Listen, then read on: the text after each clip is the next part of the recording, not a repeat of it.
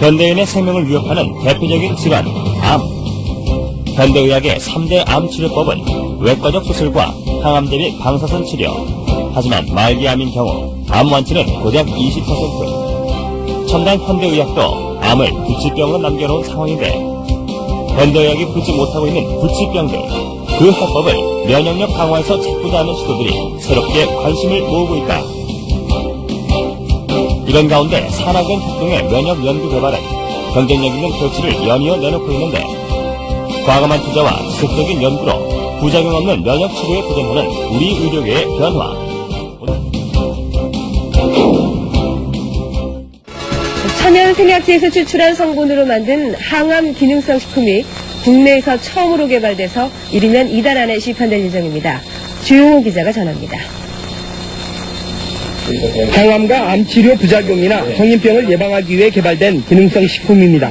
해모힘과 해바품으로 이름 지어진 이들 식품은 생체 손상을 막고 조혈과 면역 증진, 생체 조직의 재생을 촉진하는 기능을 발휘합니다. 이러한 효능을 입증하기 위해 쥐에게 암세포를 투여해봤습니다. 암세포가 계속 전이되는 왼쪽 쥐와는 달리 기능성 식품을 투여한 오른쪽 쥐에서는 암세포 억제 효과가 나타났습니다.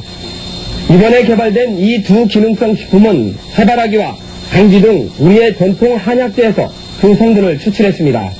생명공학과 방사선 기술로 천연생약제를 조합해 새로운 복합 물질을 만드는 방식을 썼습니다.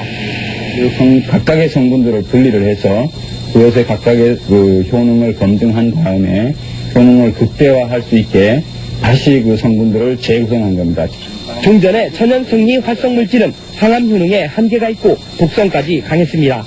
하지만 이번에 개발된 항암 기능성 식품은 여러 성분을 조합해 효능을 높이고 독성은 없앴습니다. 이들 항암 기능성 식품은 원자력 병원 등에서의 임상시험과 병행해 이번 달 안에 시판될 예정입니다. KBS 뉴스 조용호입니다. 환자의 면역력을 탁월하게 높여주는 새로운 생약 복합제가 국내 연구진에 의해 개발됐습니다. 임상시험 결과 백혈구 회복을 높여주고 암치료 부작용도 크게 없애주는 것으로 나타났습니다. 최성원 기자가 소개합니다. 생약을 섞어서 만든 해모임이란 생약물질입니다. 원자력 연구소는 천연생약제 30여 종을 집중 분석한 끝에 당귀와 천궁, 백작약 등을 재합성해 이 생약물질을 만들었습니다. 이들 생약제에는 면역을 활성화시키고 조혈장애를 없애는 황산화물이 있는데 연구팀은 이 성분들을 재구성하는 방법으로 면역 증강물질을 개발했습니다. 원자력 병원에서 임상시험을 한 결과 새 생약물질은 암 환자들의 면역력을 크게 높이는 것으로 나타났습니다. 유방암과 자궁암 환자 각각 12명에게 새 생약물질을 복용시켰더니 모두 회복 속도가 60% 정도 빨라졌습니다. 특히 이 생약 복합제는 암치료에 따른 염증이나 구토 같은 부작용을 크게 줄일 수 있는 것으로 나타났습니다. 암 환자들은 치료를 받으면서 기력이 떨어져 문제가 됐지만 생약 복합제를 복용한 환자의 80%가량이 기력 회복에 큰 도움이 됐다고 답했습니다. 해모힘을 먹은 환자들은 정신 무력감이 많이 없어져서 더 약을 요구하는 환자들이 많았습니다. 연구팀은 이 물질에 대한 2, 3차 임상시험을 거쳐 신약 개발에 나설 계획입니다. KBS 뉴스 최성원입니다. 한국원자력연구소가 정부 출연 연구기관으로서는 처음으로 기술 출자를 통한 벤처기업을 설립했습니다. 이번 투자는 금전이 아닌 기술 투자에서 연구기관 벤처 창업의 새로운 모델로 평가받고 있습니다. 대전에서 이정우 기자가 보도합니다. 천연 생약 복합 조성물인 해모임입니다. 한국원자력연구소가 중장기 연구개발 사업으로 개발한 이 생약 복합제는 동물 실험과 암 환자 임상실험에서 효능이 입증되고 있습니다. 이 물질은 임상실험 결과 면역세포 회복 증진과 염증 등의 부작용 억제 효과가 뛰어나고 방사성 치료에 의한 암 발생 억제 효과도 60% 이상 높은 것으로 확인됐습니다.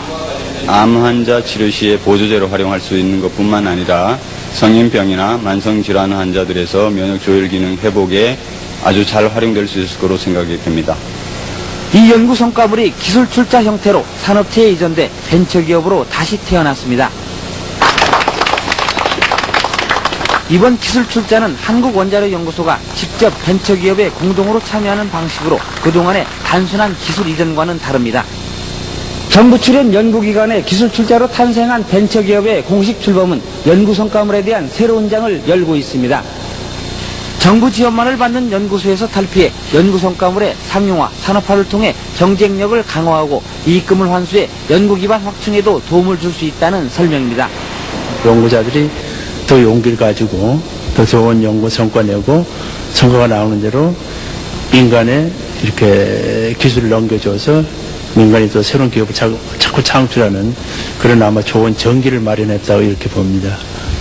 기술투자 벤처기업은 금전 등 실물 자산이 아닌 특허와 실용신안 등 기술 투자로 이루어지기 때문에 연구기관 벤처 창업의 새로운 모델로 평가받고 있습니다.